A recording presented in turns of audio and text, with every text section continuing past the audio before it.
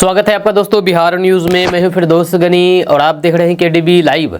दोस्तों आज हो चुका है 9 नवंबर 2025। तो आज की पूरे बिहार की टॉप न्यूज़ लेकर आए हैं आपके लिए।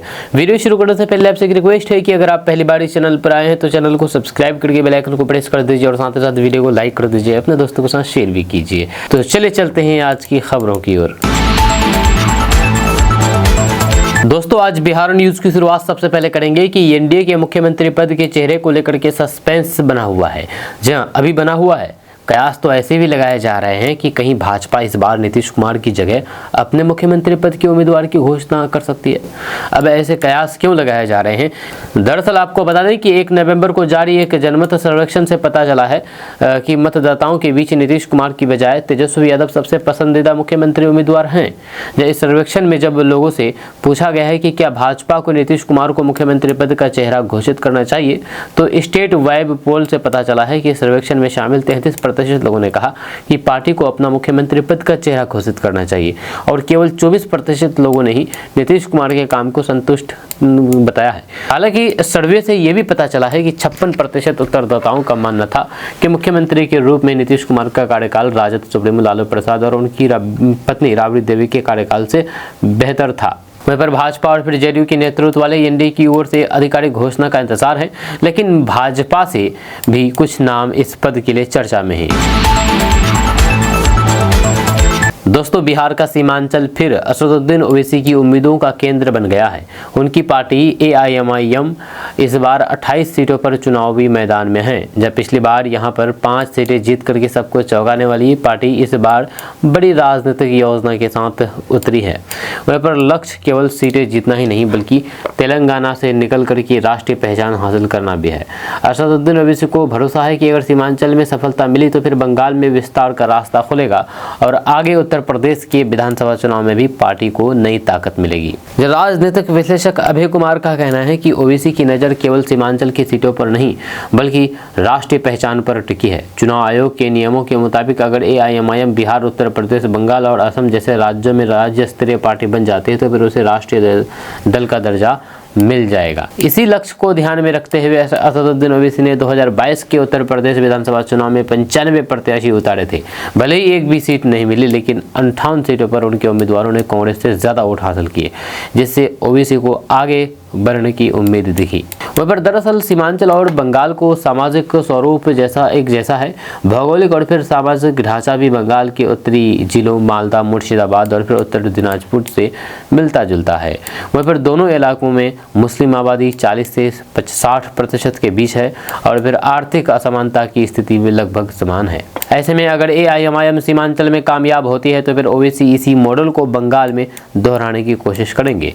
ये रणनीति खास तौर पर उन युवाओं को आर्थिक आकर्षित कर सकती है जो पारंपरिक दलों से नाराज है और फिर अपने सामाजिक प्रतिनिधित्व की तलाश है। हालांकि ओवैसी की राह में बाधाएं भी कम नहीं है। जब पिछले बार बिहार विधानसभा में स्पीकर चुनाव के दौरान एआईएमआईएम ने राजद का समर्थन किया था, लेकिन बाद में उसी राजद ने ओवैसी के 5 से 4 विधायकों को तोड़ लिया। बावजूद भी इसके ओवैसी ने पुराने गले शिकवे भूल करके महागठबंधन से दोस्ती करके दोस्ती का पैगाम भेजा। फिर ओवैसी ने उन्हें नजरअंदाज करते हुए मुकेश सहनी को तरजीह दी। पर बंगाल में भी उन्होंने 2021 में टीएमसी से गठबंधन की कोशिश की थी, मगर ममता बनर्जी ने भाव नहीं दिया। वहीं पर बिहार में ओवैसी के सामने सबसे बड़ी चुनौती यह है कि महागठबंधन उन्हें वोट काटने वाली पार्टी बता करके मुस्लिम मतदाताओं को सावधान कर रहा है, मगर ओवैसी इस आरोप को सिरे से खारिज करते हैं। उनका कहना है कि अगर विपक्ष ने उन्हें साथ लिया होता तो फिर वोटों का विभाजन नहीं होता, जब वे खुद को उन वर्गों की आवाज बताते हैं जिन्हें लंबे समय से राजनीति में हाशिए पर रखा गया है।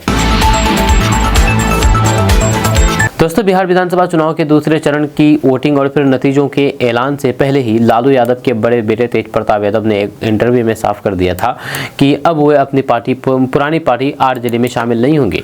इसके बाद शुक्रवार को उनकी मुलाकात बीजेपी सांसद भोजपुरी अभिनेता रवि किशन से पटना एयरपोर्ट पर हुई। इस मुलाकात की चर्चा अभी राजनीतिक गलियारों में चल ही रही थी कि शनिवार को एक बार फिर से दोनों नेता पटना एयरपोर्ट पर मिले। इस दौरान मीडिया वालों ने दोनों को घेर लिया और फिर सवाल करने लगे।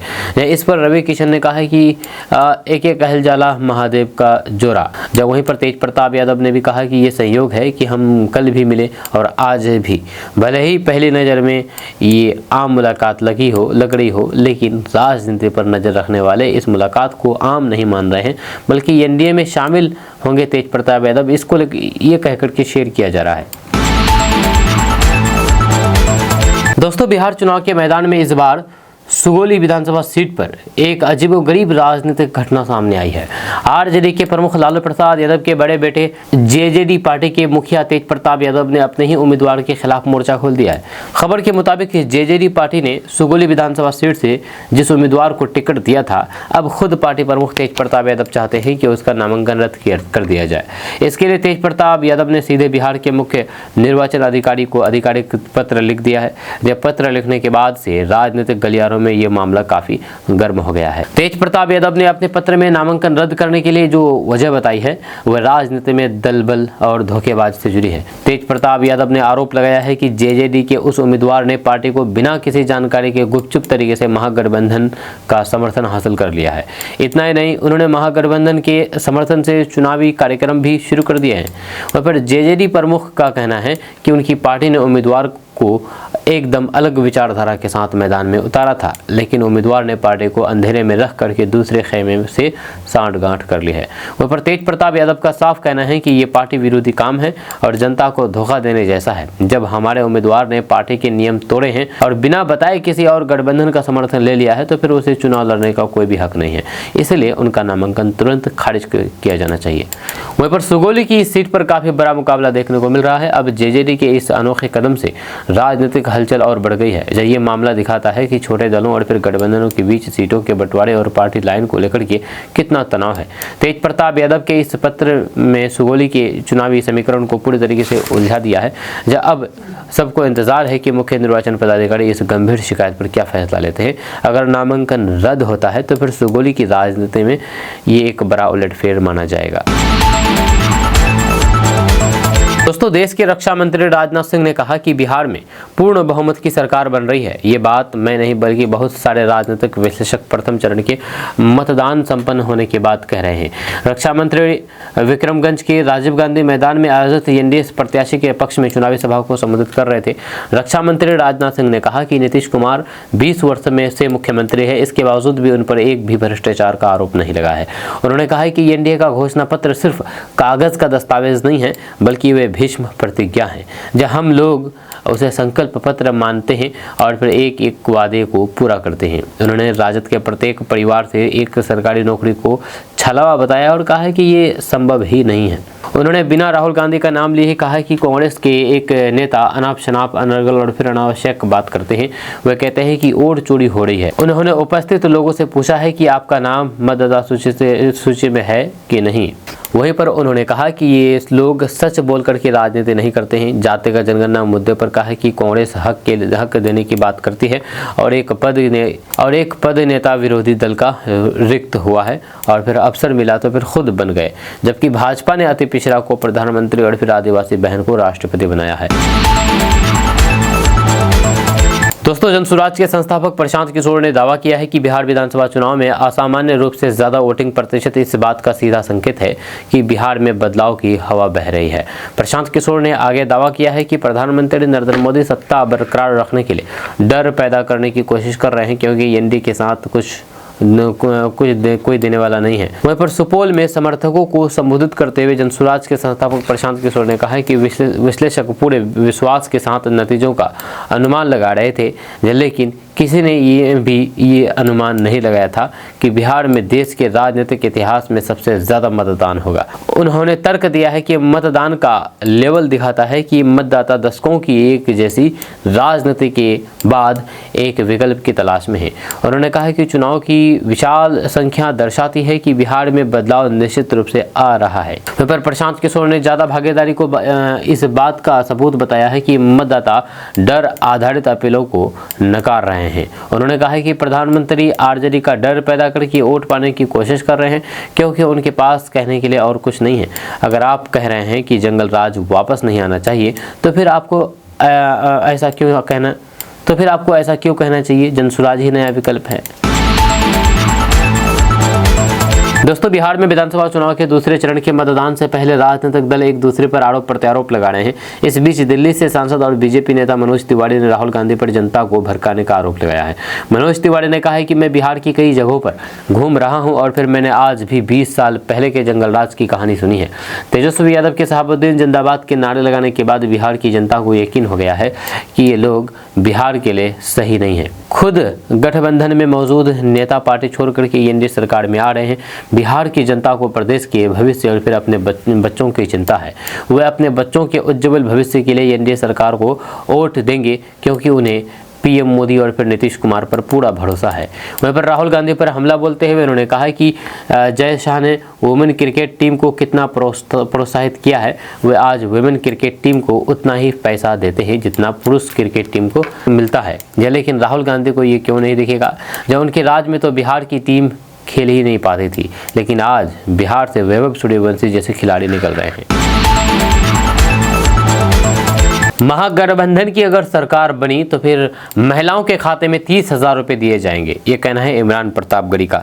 जी हाँ, बिहार विधानसभा चुनाव के प्रचार के दौरान कांग्रेस नेता इमरान प्रतापगढ़ी ने एक जनसभा को संबोधित करते हुए महिलाओं और फिर युवाओं के लिए बड़े वादे कर दिए हैं। उन्होंने घोषणा की है कि अगर महागठबंधन की सरकार बनती है तो फिर बिहार की हर महिला के बैंक खाते में 30,000 रुपये जमा किए जाएंगे। इमरान प्रतापगढ़ी ने कहा कि महागठबंधन का ये वादा केवल चुनावी घोषणा नहीं बल्कि बिहार की महिलाओं को आर्थिक रूप से सशक्त बनाने का संकल्प है। उन्होंने कहा कि महिलाओं की आर्थिक स्वतंत्रता ही परिवार और फिर समाज की असली शक्ति है और यही सशक्त बिहार की नींव बनेगी। उन्होंने सभा में कहा कि हमारी सरकार महिलाओं को उनके हक का अधिकार देगी। हर महिला के खाते में सीधे 30,000 रुपये जमा किए जाएंगे ताकि वे अपने परिवार, बच्चों की पढ़ाई और फिर स्वास्थ्य में मदद कर सके। ये किसी योजना का हिस्सा नहीं है बल्कि सामाजिक न्याय की दिशा में ठोस कदम होगा। इमरान प्रतापगढ़ी ने युवाओं की बेरोजगारी का मुद्दा उठाते हुए कहा कि बिहार के युवाओं को अब पलायन नहीं करना पड़ेगा। उन्होंने वादा किया है कि महागठबंधन सरकार बनने पर बिहार में नए उद्योग और फिर रोजगार के अवसर पैदा किए जाएंगे। उन्होंने कहा है कि हर जिले में स्किल डेवलपमेंट सेंटर खोले जाएंगे ताकि युवाओं को रोजगार के लिए तैयार किया जा सके। वहीं पर शिक्षा और फिर स्वास्थ्य सेवाओं पर बात करते हुए कांग्रेस नेता ने कहा कि महागठबंधन की सरकार बनने पर सरकारी स्कूलों और फिर अस्पतालों की स्थिति में सुधार लाया जाएगा। उन्होंने कहा कि हम चाहते हैं कि हर बच्चे को गुणवत्तापूर्ण शिक्षा मिले और हर गरीब परिवार को इलाज के लिए दर दर ना भटकना पड़े। इमरान प्रतापगढ़ी ने मुख्यमंत्री नीतीश कुमार और फिर भाजपा पर भी निशाना साधा है। उन्होंने आरोप लगाया है कि वर्तमान सरकार ने बिहार के युवाओं को बेरोजगारी, महंगाई और फिर पलायन के सिवा कुछ नहीं दिया है। उन्होंने कहा कि जनता अब बदलाव चाहती है और फिर इस बार बिहार में महागठबंधन की सरकार बनेगी। वहीं पर सभा में बड़ी संख्या में महिलाएं और फिर युवा मौजूद रहे। मंच से बार बार महागठबंधन जिंदाबाद और बदलाव का समय आ गया है जैसे नारे गूंजते रहे। दोस्तों, बिहार विधानसभा चुनाव के लिए पहले चरण का मतदान होने के बाद अब राजनीतिक दलों के नेता दूसरे चरण के मतदान की तैयारी में जुटे हुए हैं। राजनीतिक दल के नेता चुनावी मैदान में उतर करके जनता के बीच पहुंच रहे हैं और फिर अपने पक्ष में वोट करने की अपील कर रहे हैं। लेकिन इस बीच बिहार की हॉट सीटों में से एक सीतामढ़ी से वीडियो तेजी से वायरल हो रहा है। दावा किया जा रहा है कि ये वीडियो किसी और का नहीं बल्कि भाजपा के टिकट से चुनावी मैदान में उतरे सुनील कुमार पिंटू का है। हम आपको वीडियो नहीं दिखा सकते हैं क्योंकि वीडियो बहुत ही अश्लील है। सिर्फ सुनील कुमार पिंटू का आपको तस्वीर दिखा सकते हैं कि यही वह शख्स है जिसका गंदा वीडियो वायरल हो रहा है। इस वीडियो में भाजपा प्रत्याशी एक महिला के साथ नजर आ रहे हैं। वीडियो वायरल होने के बाद सियासी गलियारों में बवाल मच गया है। वायरल हो रहे वीडियो में सुनील कुमार पिंटू एक महिला के साथ कमरे में नजर आ रही है। वहीं पर इस दौरान दोनों अपनी मस्ती में मगन नजर आ रहे हैं। वीडियो को कई लोगों ने फेसबुक पर भी शेयर किया है। वहीं पर वीडियो देख करके लोग भद्दी कमेंट भी कर रहे हैं। फिलहाल वीडियो वायरल होने के बाद मामला दर्ज कर लिया गया है और पुलिस जाँच में जुट गई है। वहीं पर वायरल वीडियो को लेकर के सीतामढ़ी विधानसभा सीट से बीजेपी उम्मीदवार सुनील कुमार पिंटू ने पुलिस को बताया है कि विरोधियों की तरफ से उनकी सामाजिक छवि को धूमिल करने के उद्देश्य से सोशल मीडिया पर एक अश्लील और फिर मॉडिफाइड वीडियो वायरल किया जा रहा है। इस तरह की घटना साल 2023 में भी उनके साथ हुई थी। उनकी छवि खराब करने के लिए उस वक्त भी एक फर्जी वीडियो वायरल किया गया था। तब उन्होंने शास्त्री नगर थाने में प्राथमिकी दर्ज कराई थी। इस कांड में 2 आरोपियों की गिरफ्तारी भी की गई थी। सुनील कुमार पिंटू का दावा है कि फिलहाल जो वीडियो वायरल हो रहा है वह वही पुराने वीडियो है जिसे फिर से एडिट और फिर मॉडिफाई कर दिया गया है। सुनील कुमार पिंटू का दावा है कि चुनाव के दौरान उनकी उम्मीदवारी को नुकसान पहुंचाने के लिए ये वीडियो वायरल किया जा रहा है। इससे उनकी प्रतिष्ठा को गंभीर क्षति पहुंच रही है। दोस्तों, बिहार विधानसभा चुनाव 2025 के दूसरे चरण के मतदान के लिए चुनाव प्रचार का काम अपने अंतिम पायदान पर है। इसी क्रम में प्रधानमंत्री नरेंद्र मोदी ने बेतिया में अपनी आखिरी चुनावी सभा को संबोधित किया। इस दौरान उन्होंने बिहार के लोगों से एक वादा किया और फिर एक लिया भी। जहाँ सभा को संबोधित करते हुए उन्होंने विपक्षी महागठबंधन पर लगातार निशाना साधा है। उन्होंने कहा कि यदि कांग्रेस राजद की सरकार आती है तो फिर कभी विकास नहीं होगा। जब पूर्व के उदाहरण देकर के उन्होंने बताया है कि जनता के विकास की जो पैसे आते हैं उनको कांग्रेस और फिर राजद वाले केवल अपने जेब भरने के लिए इस्तेमाल करते हैं। उन्होंने कहा है कि कांग्रेस और आरजेडी की दोनों नामदार जमानत पर चल रहे हैं, जहाँ इनके संस्कार में ही भ्रष्टाचार है। जहाँ अपनी आखिरी चुनावी सभा को संबोधित करते हुए पीएम मोदी ने लोगों से मोबाइल की लाइट जलवाई। जहाँ इसके साथ ही ये वादा लिया कि 11 नवंबर 2025 को बिहार विधानसभा चुनाव के दूसरे चरण के मतदान में वह पहले चरण की तुलना में अधिक मत डालेंगे, जहाँ एक नया रिकॉर्ड बनाएंगे। इसके साथ साथ एनडीए के सभी प्रत्याशियों को आशीर्वाद देने की अपील की गई है। वहीं पर पीएम मोदी ने लोगों से वादा किया है कि 14 नवंबर को मतगणना के बाद बनने वाली एनडीए सरकार के शपथ ग्रहण समारोह में शामिल होने के लिए वे खुद आएंगे। पीएम मोदी ने कहा है कि मैं गरीब घर से हूं, गरीबी मैंने देखी है, इसके लिए मुझे पढ़ने की ज़रूरत नहीं होती है। उन्होंने वर्तमान सरकार की ओर से जीएसटी पर दिए जा रहे छूट का जिक्र करते हुए कहा कि जीएसटी कम होने के बाद लोगों को बचत हो रही है, जब बाइक की बिक्री लगातार बढ़ रही है।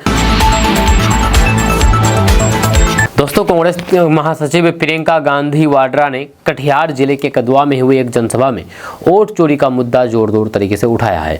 उन्होंने इसके लिए मुख्य चुनाव आयुक्त ज्ञानेश कुमार और फिर चुनाव आयुक्त विवेक जोशी और फिर एसएस संधू को जिम्मेदार ठहराया है। उन्होंने कहा है कि बिहार की जनता बड़े परिवर्तन के लिए उत्साहित है। जब बदलो सरकार, बदलो बिहार का मन जनता बना चुकी है।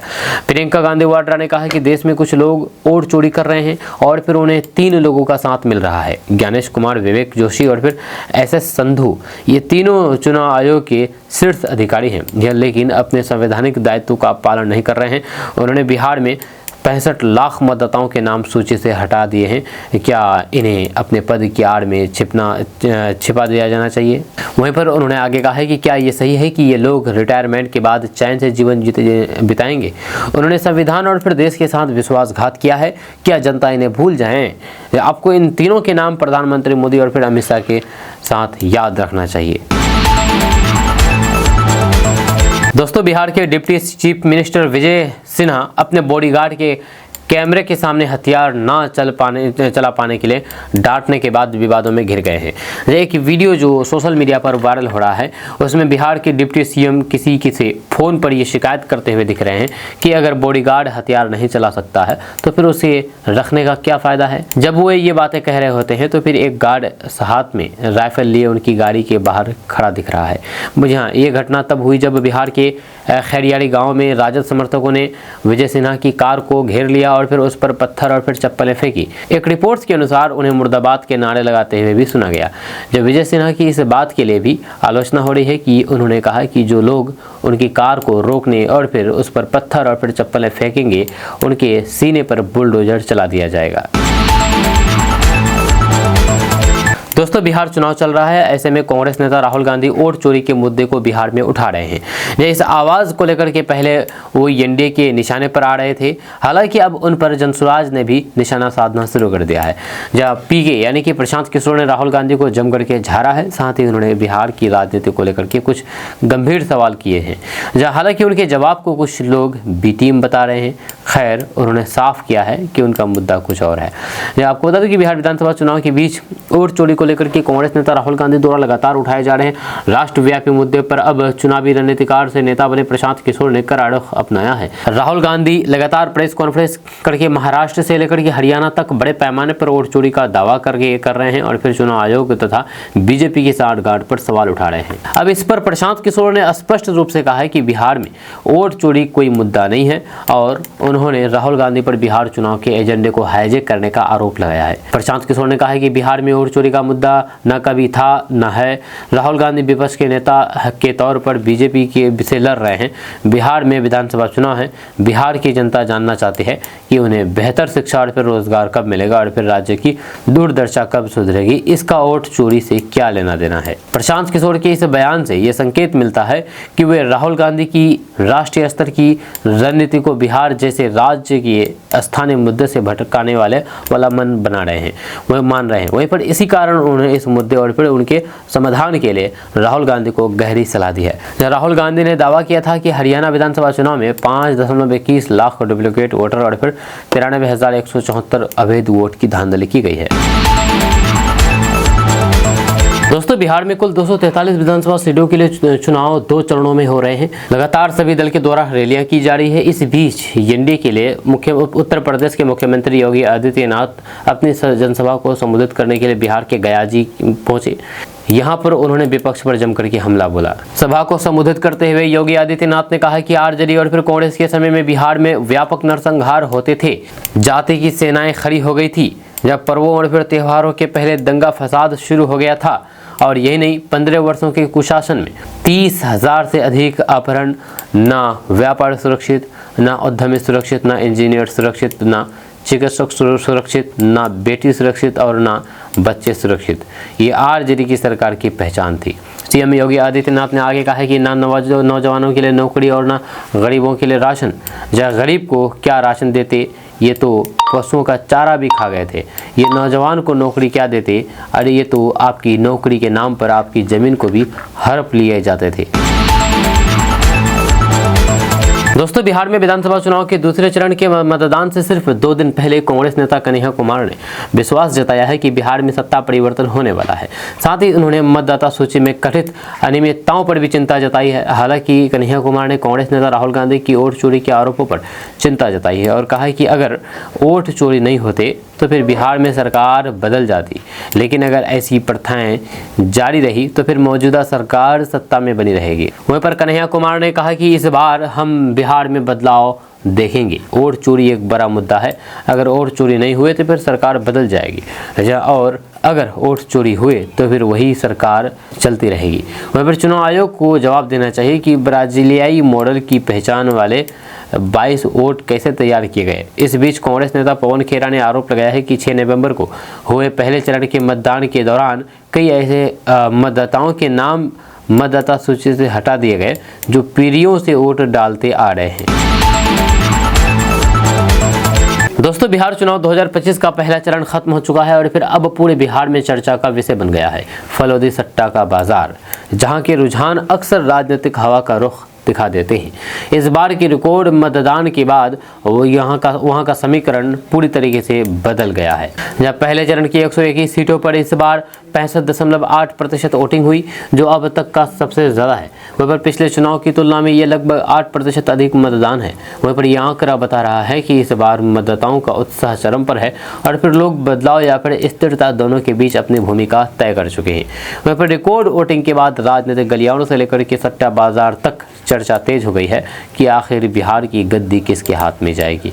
वहीं पर राजस्थान के फलोदी में लगने वाला सट्टा बाजार अक्सर चुनावी नतीजों का अनौपचारिक बैरोमीटर माना जाता है। पहले चरण के मतदान के बाद यहाँ के नए अनुमान एनडीए के पक्ष में झुके हुए हैं। यहाँ पर एनडीए 145 से 148 सीटें, बीजेपी 170 से 72, जेडीयू 57 से 59 सीटें।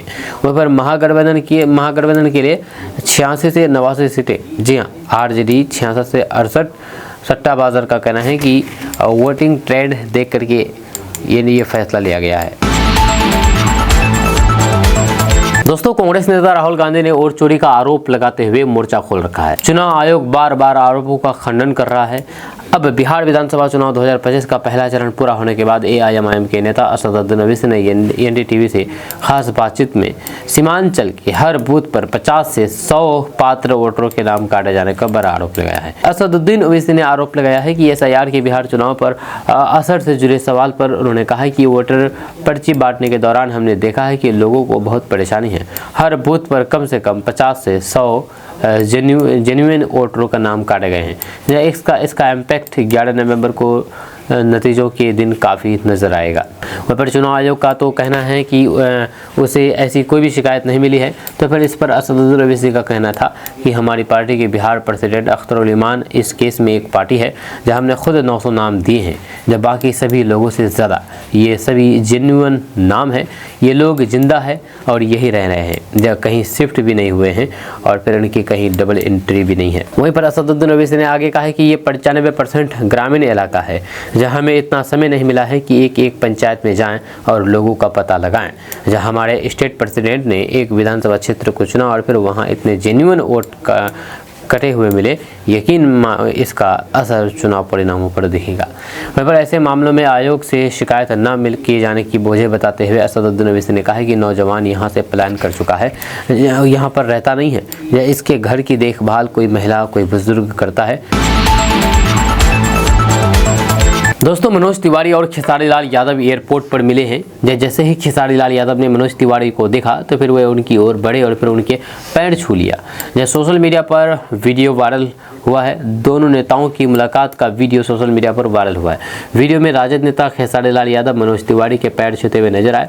दोनों नेता गले मिले और मनोज तिवारी ने खेसारी लाल यादव को आशीर्वाद दिया और फिर उनकी पीठ थपथपाई। हालांकि इससे पहले राजद नेता खेसारी लाल यादव ने बिहार चुनाव के पहले चरण के मतदान पर अपनी प्रतिक्रिया दी थी। उन्होंने कहा था कि पहले चरण में हमें 100 में से 100 मिलेंगे, जहां कोई और नहीं है।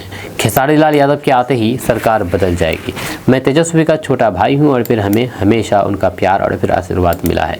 मैं एनडीए नेताओं को पागल कर दूंगा। उन्होंने कहा कि मैं उन सभी एनडीए नेताओं को 4 दिनों के अंदर पागल कर दूंगा। मैं उन सभी को पागल घोषित कर दूंगा। अगर मैं बेहतर बिहार की बात करता हूं तो फिर मुझे यदमुल्ला कहा जाता है और मुझे यदमुल्ला बने रहने में कोई भी दिक्कत नहीं है। अगर मैं शिक्षा और फिर पलायन रोकने की बात करता हूं और फिर वे मुझे यदमुल्ला कहते हैं तो फिर मुझे इससे कोई दिक्कत नहीं है।